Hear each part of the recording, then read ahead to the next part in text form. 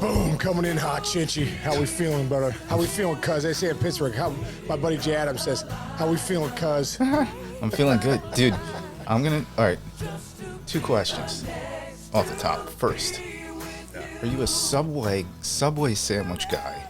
Yeah. Or are you a Jersey Mike's guy, if you could choose one? Well, back in the day, I was a Jersey Mike's guy, dude. Mm-hmm. Subway, Jersey Mike's felt a little less processed. There was only a little less nitrates in their meats. Jersey Mike's. Yes. And no, dude, one thing I like about the Jersey Mike's too, man.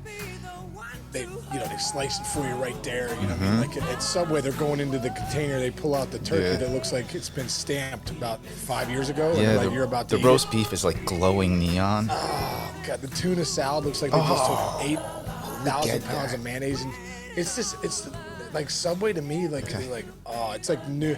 Subway is the Subway of like a McDonald's. Like, yes. You want a nice Subway sub, son? Yeah. No, I don't. Double. You want double meat? It's like a nightmare. It's like one of those. You want double meat? You want the Italian dressing on there too at the end, real nice. You want us to cook? Yes. You want it toasted because these buns are freshly made. I'm like, freshly made where? Freaking, like California, that on the moon. China that were boated over here. Those are freshly made. All right, I got two things. The first one I was planning on telling you. The second one I've never told you the story, and it's going to be amazing. So, part one, I'm going to give you my order. So some days, if some weeks, if Jess has to go into the office for a while, we'll cook some food, but then we'll do like one fun order so that we can pick at it if we're not around to eat dinner today. Here's my order, and I guarantee you're going to get this week because it's going to be stuck in your head. First of all, I got the large. They make large sandwiches that are almost like 3 foot here's that they cut into 4s. So I've been eating this for 2 straight days. This is one thing. Ready? Turkey, ham, provolone, bacon, lettuce, tomato, pickles, light mayo. Oh, bro. You like that, right? I feel like you like sandwiches. That sounds incredible. I've been eating it for 2 days. Dude, Every meal. I want to come to this place. I want to get salami. Okay. I want to get turkey, salami. Yes. With a little bit of cheese, like a nice provolone on there. With lettuce, tomato. Mm-hmm. What else you put on there? What do you got? What's somebody handing you there, honey? Sarah needs me to open the bone broth real quick. Hang on. What? She's coming right into this show. Bone broth? What are you guys, like 1925 Italian women? What are we making there? Dude, we get the bone broth from this local farm, this Amish farm. We call it the Family Cow. They give us fresh bone broth. Yeah. So if I just blew out my. I think I just blew out my shoulder. Other than that, that looked like really it was closed tight. All right, hey. So here's my second story. It was. I totally forgot about this until just now, and this is crazy. And as God is my witness, it's the truth. Okay. 2005 All-Star game, whenever Houston was. Me and my boy Derek, we were at ESPN, so we're at the airport. 04. I was there. All right, yeah, there you go. What? Okay. So me and my friend Derek Kamagan, we are in the Connecticut airport getting ready to go because that's where ESPN was. So we're sitting there. And you know when you're like joking around with your friend and you see somebody that looks like a celebrity, you're like, oh, hey, look, that's whoever. Yeah. So my friend turns to me and goes, oh, hey, look, it's Jared from Subway. And I look and I'm like, and I go, wait a minute, that is Jared from Subway. And this is pre-life in prison Jared from Subway, okay? But this is a great story. So we're sitting there and then all of a sudden it gets like busy and whatever and people are starting to come in. Everybody's going to Houston. You know when like the All-Star game is, your entire town is going to whatever city it is. All of a sudden he starts arguing with the flight attendants at like the front desk. And he's going, I need an upgrade. That's bullshit. I need to be in first class, blah, blah, blah, blah. And a woman's like, sir, there are no more first class seats. We can't do it. And he goes, bullshit. Do you know who I am?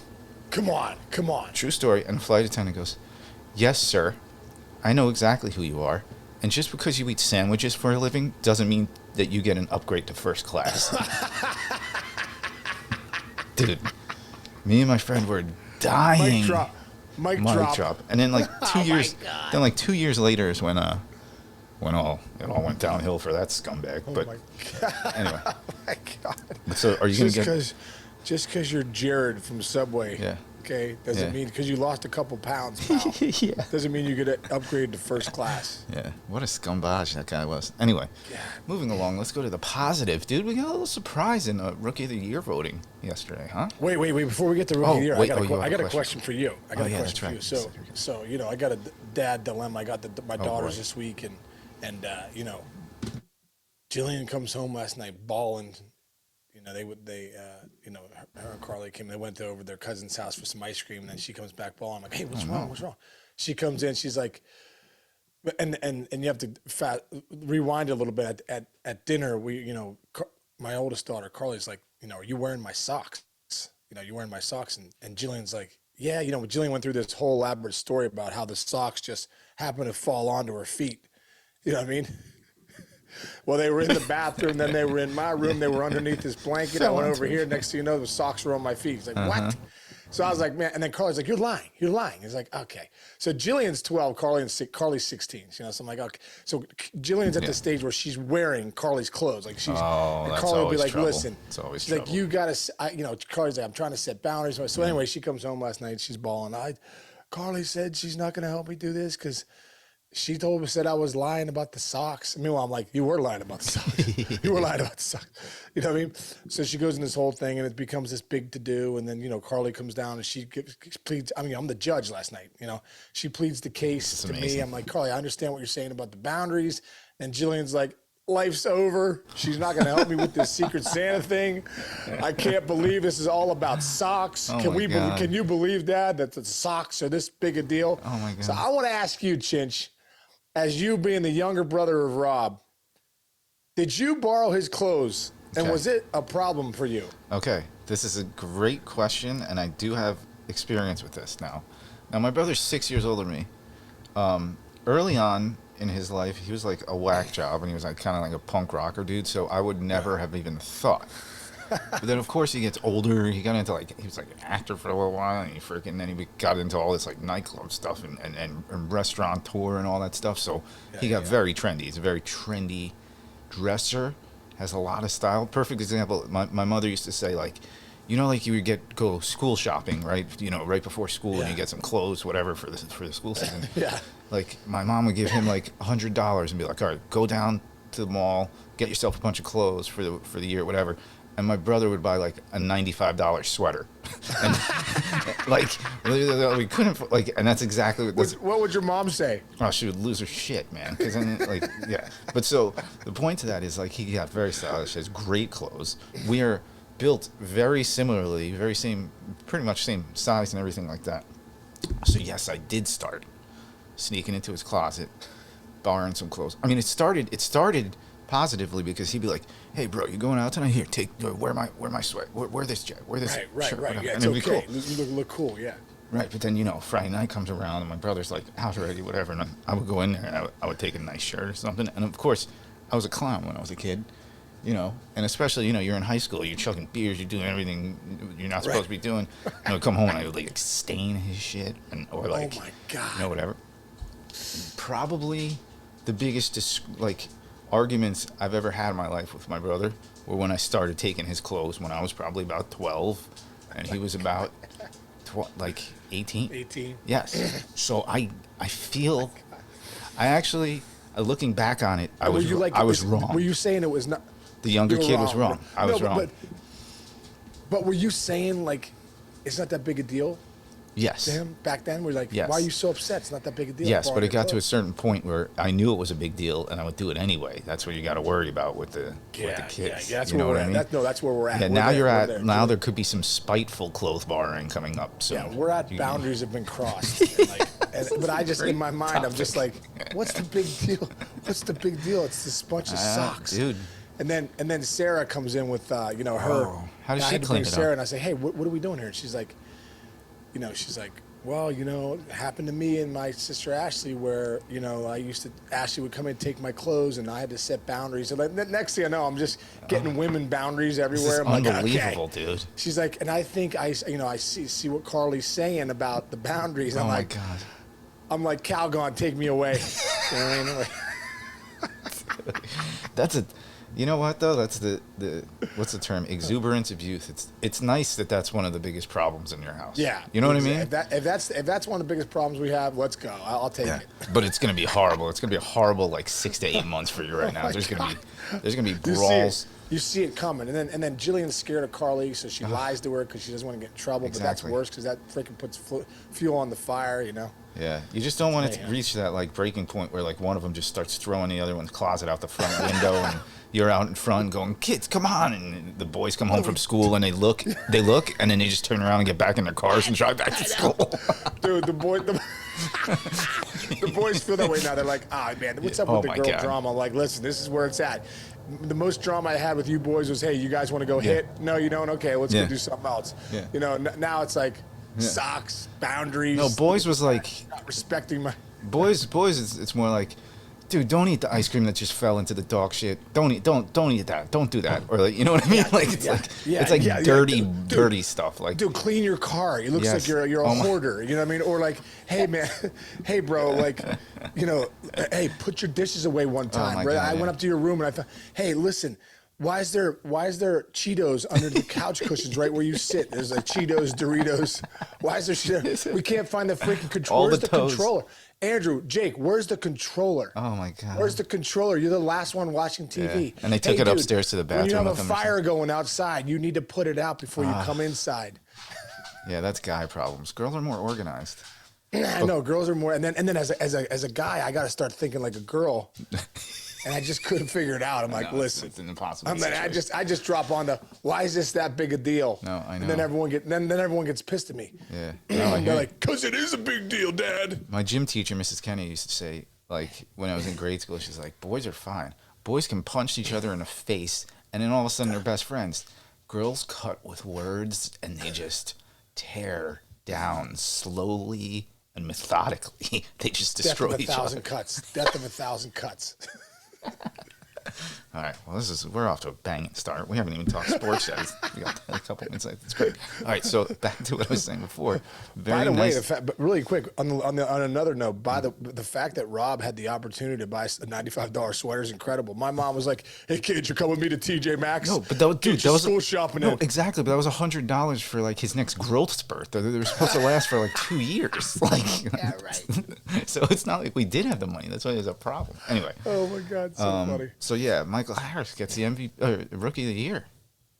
Dude, how about that? Good for him, man. You knew Julio Rodriguez was going to get it in the AL, so I was like, okay, I understand that. We'll go through some of his numbers, but bro, Strider had an unbelievable year for the Braves too. 137 innings pitched. He punched 200 tickets. Yeah, was great just job. 13.8, I believe, Ks per 9, dominating.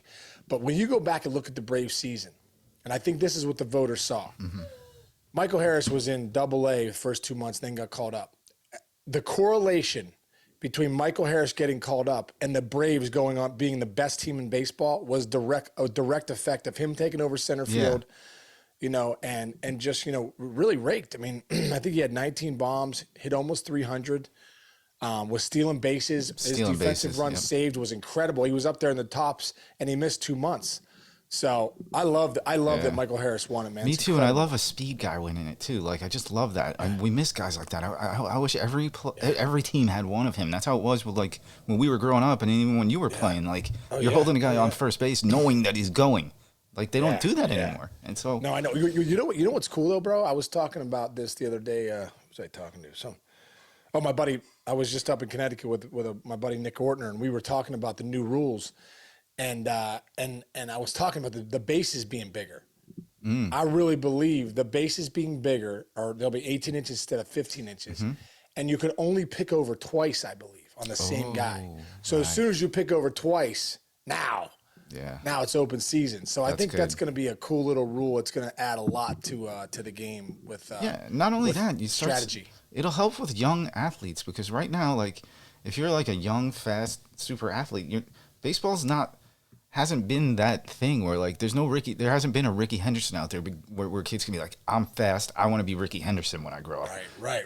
You start seeing guys running around the bases a little more. Hopefully you get more little guys like me back in the league running around. More value. You're going to bring more value. Those guys will bring more value to the game now. Exactly. All right, so I got a flip side question. I'm springing this on you. So watching the football game last night, The Eagles, dude, the Commanders went after them. Huge game they won. So, bottom line, Eagles undefeated season over.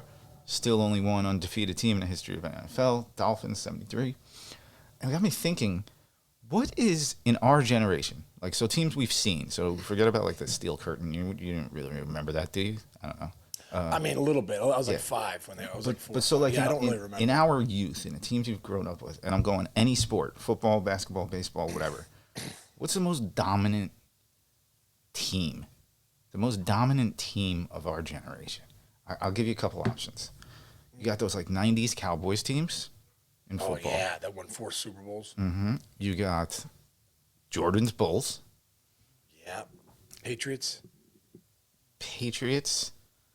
Yankees during the stretch. And then I'm trying to think of others. Well, let's start there. Like, dude, I'm going to have to say Jordan's Bulls. I think you're right. You go back and you're just like, didn't they go to 6? Didn't they win them all? He won 6. They won 6. Yeah. And, bro, they were just legit. Yeah. The other thing is, I like, just felt like if Jordan was on the court, I'm like, they're going to win. There's a list, the list of guys that he denied championships Malone, to. John Malone, Stockton, Barkley, Ewing, Reggie Miller, and then who are the teams they played? Who other teams? Everybody. There were so many good players in that generation that didn't win rings because of Jordan. Yeah, and the when he was gone, Elijah won one. That was it. Yeah. That's the reason Elijah won one. You know, like And I think you got to give it to Pippen too. Pippen, yes. Because you go back and watch the documentary of Jordan of the Jordan documentary of the Bulls. I mean, at the end of the day, I feel like if Pippen wasn't there, I don't know if they win. I know. Those It's amazing how they hate each other now. That's such a shame. That's Dude, gross. did you have to two egos? Two egos. Dude, speaking of Pippen, you know I was reading the other day? Scottie Pippen signed maybe one of the worst sports deals in history. Ever. Yeah. And then they 7 years, 18 million, I think. Yes, yeah. It was worse than like Altuve's a couple years. Dude, they wouldn't extend him, remember? I know. Unbelievable. But at the end of the day, like nobody put a gun to Scottie Pippen's head and said, "You got to sign this." I think he needed in the documentary. He talks about he really needed the money at the time. And hey, listen, that's nothing to sneeze at there. But you know who's tight? Yeah, with it is, dude. 7. What? You know who's really tight with Scotty? Cliff. Who? Cliff Floyd. They live down in like Miami. He is? Yeah, they're tight, dude. Cliff. Oh, I gotta talk. Cliff showed me a picture a few years ago.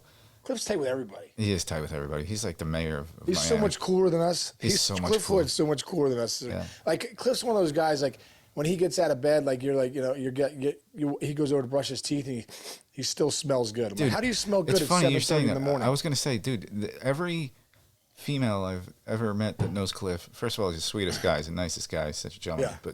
But they all say he's the best smelling man they've ever met. I've heard multiple females say that to me about Cliff, and I'm like, first of all, that's gross. Don't tell me that. I've heard multiple males say it that he's the best smelling man they've ever smelled. He's got whatever cocktail he puts together of perfume and cologne and whatever kind of fancy shit he gets down in Miami. He really does. It smells like a fucking bouquet of roses or something. He does.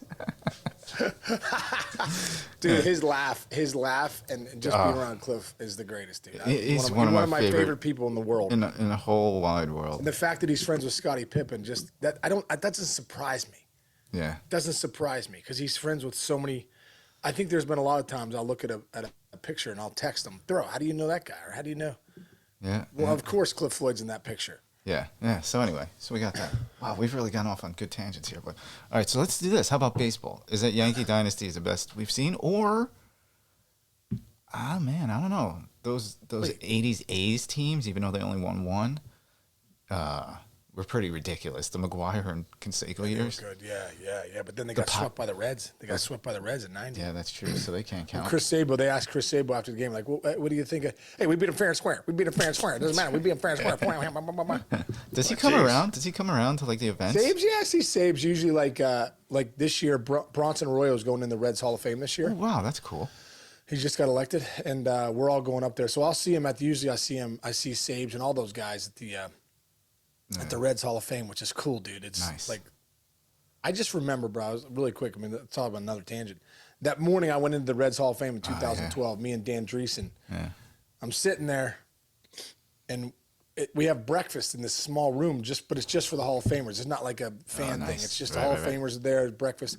and I'm sitting there in the room, and it's Johnny Bench to my right, Joe Morgan, Tony Perez, Dave Concepcion. I don't know if Tony Perez was, definitely Dave Concepcion, Lee May, Tommy Helms.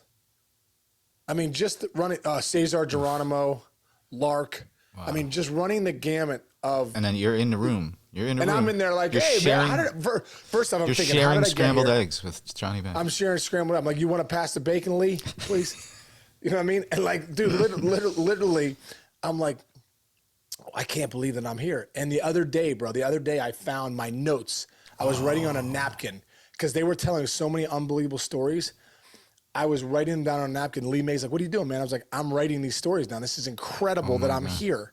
And I can't believe I'm the guy getting honored tonight with you guys in this room. It was just incredible. It was I remember Lee May told a story. What year did you go in? 2012. Oh, okay. Lee May told a story one time. He's like, Doc Ellis is on the mound. I can't remember who's Doc pitching for.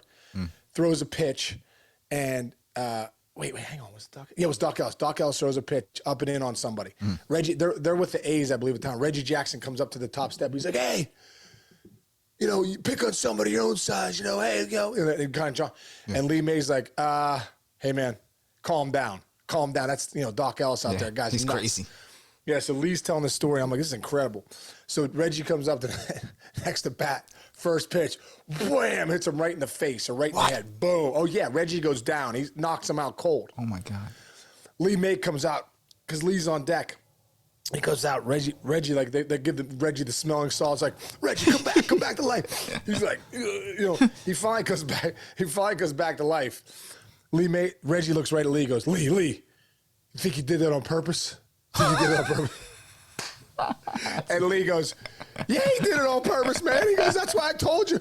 I told you not to be yelling, chirping at him out of the freaking dugout. Yeah, he did it on purpose. Oh my God. Harold tells a great story. It was just a few years ago. He was with Reggie somewhere, and there were a bunch of people around, and Reggie was like kind of puffing his chest out and said something. And Harold goes, man, I wish I had the confidence you have, Reggie. And Reggie turned to him and put his hand on his shoulder. He goes, Harold, it's hard to be humble when you got that plaque in the Hall of Fame. And walked away. How cool is that? Reggie so is the great. best. It's so Reggie being Reggie. The best, man. I remember, you know, the whole thing with the here's a good one, bro. Here's a good one. Good. What do you got? So back in 2011, we're on set, and you were definitely there, and they come over Capalbo or something. It's like, hey, listen, Peter's going to come up for 20 minutes. You guys are off for 20. Peter Gammas. So Harold and I get off the set. We go over to the batting practice with McGuire and LaRussa. And so we're like, hey, what's up, Big Mac? What's up, Tony? Now, Tony, I've known Tony for years. I'm like, this guy is so serious. He still has his spikes on. You know what I mean? Like, he's not, he doesn't want to talk to us. You know what I mean? Yeah. Hear me? Yeah, I hear you. What? Oh, hang on. Sorry, hang on. Sorry. My things went dead. That's what she said. His earbuds went dead, folks. He's got a real cliffhanger story here. Pressing buttons. Here we go. There we go. All right. Okay. Go. So, rewind it. So LaRussa's we go serious. down. What? LaRussa's being serious. You're welcome. So LaRussa's super serious. We're like, okay, you know, he's not going to tell us the story. So, so Big Mac, we start talking. Big Mac says to LaRussa, hey, Tony, tell Harold in case the Ricky Henderson story. Oh, okay. Yeah, and he's like, and I'm thinking, no way he's going to tell us before Game 5. He's like, all right, you guys ready? I'm like, this is incredible. Okay. So he goes, all right. He goes, 1989. He goes, we need a leadoff hitter. So we go out and we get Ricky Henderson. He goes, absolutely incredible. Best leadoff hitter in the game. But the papers go nuts, right? The papers are like, this is a terrible move. Ricky Henderson's selfish. He's going to kill that clubhouse, kill the mojo. This is a bad move. Ricky's a selfish player. So I guess Ricky reads the articles, right? He comes in day one, spring training, goes right into LaRussa's office. He goes, Tony, he goes, I don't know what they're saying out there. He goes, but Ricky's a team player. Ricky is a team player. They're saying I'm going to kill this clubhouse. I'm a selfish player. You know, it's all about me. That's not true. And Ricky speaks, legitimately speaks in the third person. All the time. It was like, Ricky's a team player. I just want you to know, Ricky's a team player. It's like, all right, Ricky, I know you're a team player. That's why we went to get you. You're the greatest, you're the greatest leadoff hitter of all time, greatest base hitter of all time. So he says, you know, they go through spring training. Boom, they're, you know, having a great spring training. And Ricky's whole thing is, I'm a team player. Ricky's a team player, you know? So next thing you know, the end of spring training comes. 25 guys are there. They gather everybody around. Boom. Tony's like, congratulations, guys, on you guys making the team. This is the 25 we're leaving with to go to opening day tomorrow in Oakland. He goes, Renee Latchman was the third base coach. She goes, all right, Latch. He goes, give everybody the signs, you know, switch it up because it's spring training. The signs are so basic. When you break for that last day, you got to make the signs, better. So he goes, all right, guys. He goes, congratulations on making the team. He goes, everybody here, these are the signs except you, Ricky. He goes, you're the greatest base hero of all time. You got the green light whenever you want. Ricky goes, hell no. Hell no. Ricky want them signs. If Ricky don't get the signs like everybody on the team, Ricky ain't playing. Ricky is a team player. So Latch looks at Tony. He's like, what the heck? He's like, yeah, give everybody signs. Like, all right, guys, here's the signs. We give everybody the signs. So Latch goes through the signs. He goes, boom, if I go to my ear, it's hot. I go to my hat, it's a hit and run. I go to my shirt, it's a steal. Belt, it's a bunt. Now stay with me. It can be hot. I can put something on and I can take it off. If I go down my arms, it's the takeoff sign. That means nothing's on, right? So boom, here they go. Opening day, they're in Oakland.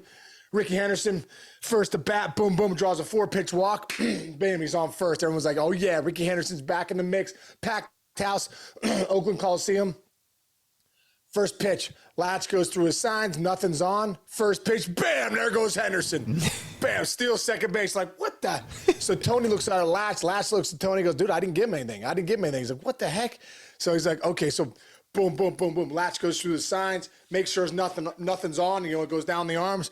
First pitch, bam, there goes Henderson. Steals third base. Like, what the? So Tony's kind of like annoyed. 6 weeks, this guy's been, I'm a team player. I want the signs. Latch doesn't give him a sign, you know? So Latch looks at him, I didn't give a sign. Cardi Lansford comes up, Chinch, boom, middle away, shoots one to right.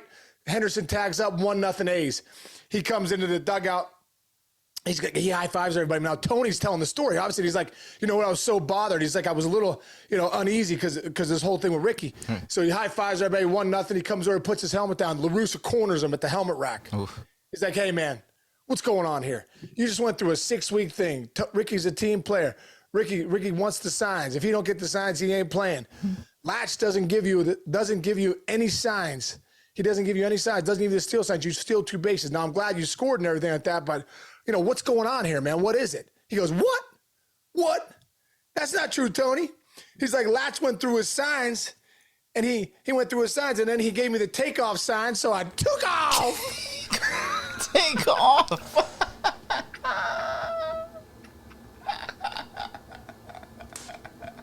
God, it's a true story, I've never heard that one before. Yeah, he goes, Latch went down his arms, gave me the takeoff sign, so I took off.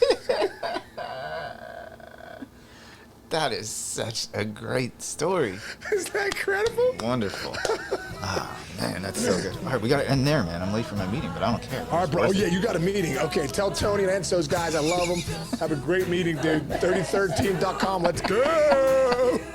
And Big Lambuski tomorrow is going to be so fired up. Big Remember, Lambuski, he's got a bone to pick with Yahoo.com. Remember last week? I'm just making it a teaser. Bro. I'm not going to say it. I might open the show with the audio from him from last week and then show sound of what happened to the player he was talking about.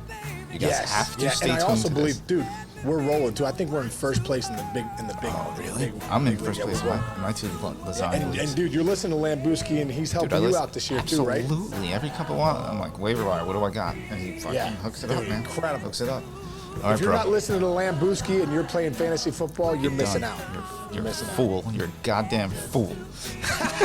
All right, man. All right, Chinch. Love you, bro. See you in the morning. See you in the morning. Hey, thanks for everybody listening. Tune in tomorrow, Lambuski. We'll see you guys. You can make my life worthwhile. I can make you start to